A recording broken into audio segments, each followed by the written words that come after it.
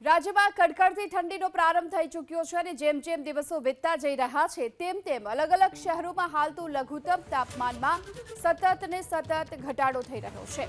એવામાં સોમવારે રાજ્યના 6 શહેરોનું લઘુત્તમ તાપમાન 15 ડિગ્રીની નીચે નોંધાયું, જેમાં કચ્છના નલિયામાં સૌથી નીચું 12 ડિગ્રી તાપમાન નોંધાયું છે, જ્યારે કે કેશોદમાં લઘુત્તમ તાપમાનનું પારું ગગડી 13 ડિગ્રીએ પહોંચી ગયો છે।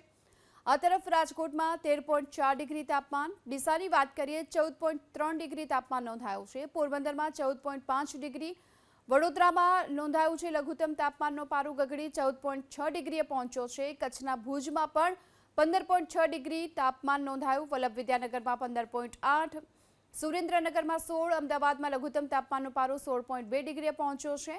આ તરફ ગાંધીનગરમાં 16.3 ડિગ્રી, મહુવામાં 16.7 ડિગ્રી અને ભાવનગરમાં લઘુત્તમ તાપમાનનો પારો 17.4 ડિગ્રીએ પહોંચ્યો છે।